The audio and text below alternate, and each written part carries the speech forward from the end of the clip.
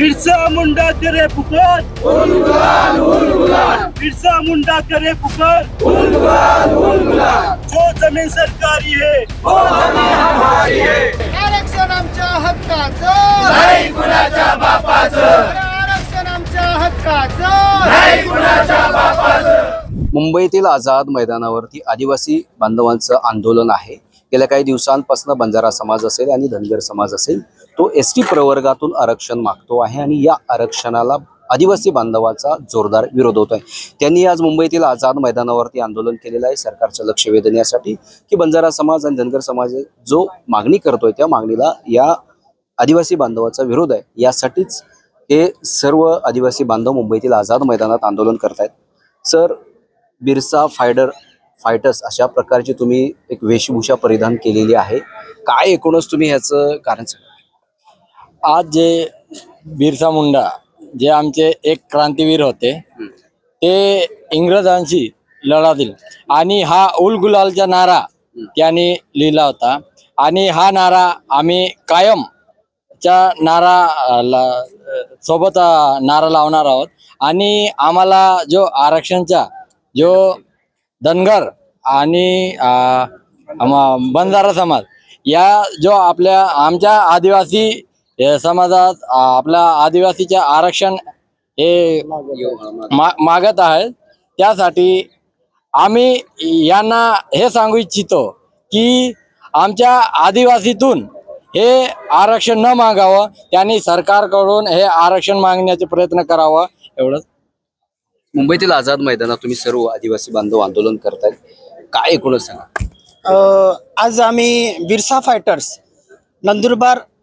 नंदुरबार आणि महाराष्ट्रातील सर्व जिल्ह्यातून आमचे कार्यकर्ते आलेले आहेत आणि विशेष म्हणजे मध्य प्रदेश मधले आमचे बिरसा फायटरचे कार्यकर्ते आमच्या महाराष्ट्रातलं आदिवासींचं आरक्षण वाचवण्यासाठी आणि जे धनगर आणि बंजारा समाजाचे लोक आमच्या समाजामध्ये घुसखोरी करू पाहत आहेत ते रोखण्यासाठी एकजुटीने आम्ही सगळे कार्यकर्ते इथं एकजूट झालेलो आहे आणि सरकारला आमचा हा उलगुलान आमची ताकद दाखवत आहोत।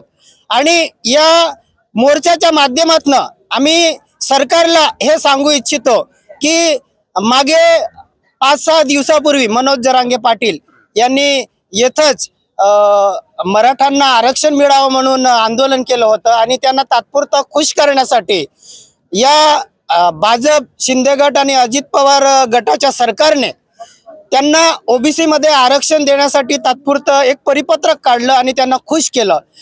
त्याच आधारे जे हैदराबाद गॅजेटच्या आधारे बंजारा व धनगर समाज आमच्या आदिवासींमध्ये आरक्षण मागत आहेत, तर त्यांची ही जी मागणी आहे अत्यंत चुकीची आणि असंवैधानिक आहे।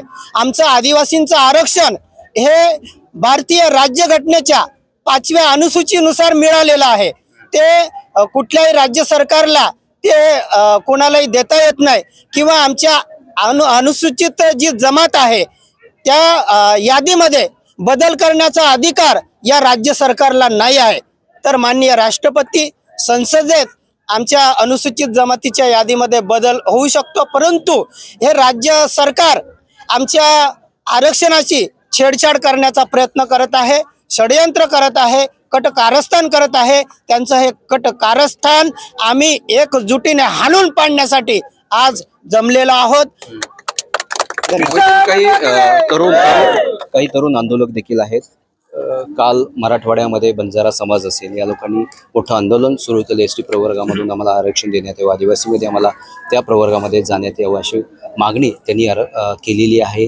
कसं बघता तुम्ही आदिवासी बांधव म्हणून या आझाद मैदान आंदोलनासाठी आलात, काय सांगा? सर्वप्रथम सांगू इच्छितो, माझं नाव सुधीर सदाशिव फुपसे, मी आदिवासी एकता परिषद एक चळवळीतनी मी एक छोटासा कार्यकर्ता म्हणून काम करतो आणि आज या ठिकाणी जे माझे इतर पाड्यापाड्यातून गावागावातून वेगवेगळ्या संस्था वेगवेगळे समूह एकत्र येऊन आम्ही आदिवासी बांधव हा मोर्चा या प्रसंगाने उभा केला आहे का मुळात बंजारांना आमच्या एसटी प्रवर्गात आरक्षण नको आहे, कारण हे आम्हाला मुळात मान्य नाही। कारण कसं आहे का पहिलेच आमचं आरक्षण कमी आहे, त्यातनी अजून हे यांची भरपाई करून कोण देणार? म्हणजे हे आमच्या आरक्षणात येतील तर आमच्या मुलांचं जे पुढं पिढी आहे त्यांना बाकी गोष्टी कशा उपलब्ध होणार, हे आमचा मूळ मुद्दा आहे।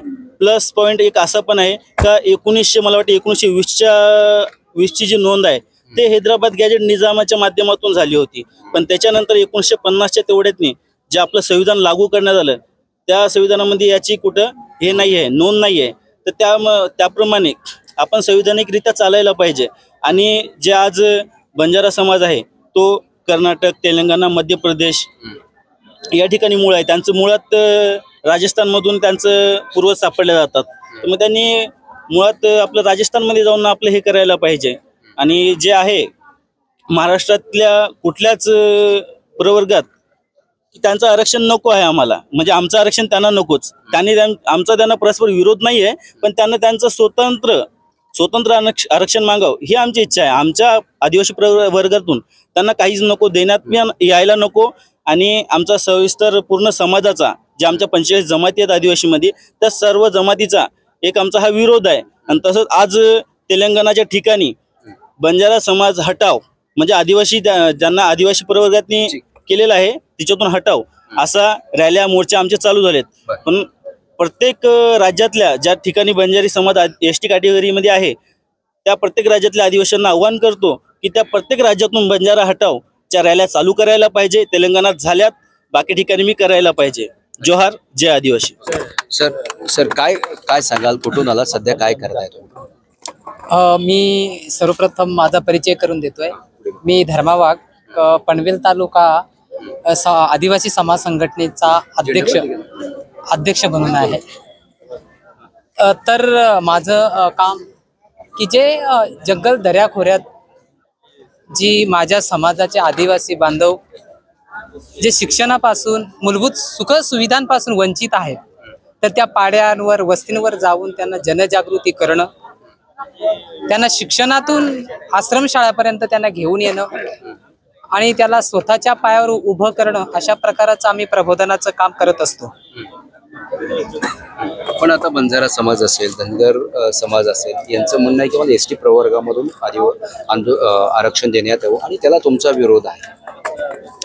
खरं पाहता जर म्हटलं तर ह्या लोकांना नेमका आहे ना आदिवासींच्या राज्य सरकार आणि केंद्र सरकारचा जो काही निधी आहे आदिवासी बजेटचा, तर या बंजारा समाज किंवा धनगर समाजाचा या निधीवर एक नजराणा आहे की जेणेकरून आपण जर अनुसूचित जमातीमध्ये जर आपण प्रवेश केला आणि आपल्याला आरक्षण भेटलं तर जो आदिवासी बजेट आहे त्याच्यातल्या खूप मोठ्या अशा योजना असतात आणि त्या योजनांचा फायदा आपल्या समाजाच्या विकासासाठी करता येईल. परंतु हे करत असताना डॉक्टर बाबासाहेब आंबेडकरांनी भारतीय संविधानामध्ये 1950 मध्ये त्यांना त्या पद्धतीचं आरक्षण दिलं गेलेलं आहे. मग आरक्षण देऊनही तुम्ही आमच्या ताटात का बघावं? याच्या पाठीमागचे षडयंत्र आहे. त्यांच्या मागणीला तुमचा कडाडून विरोध आहे असं तुमचं? 100% कडाडून विरोध आहे.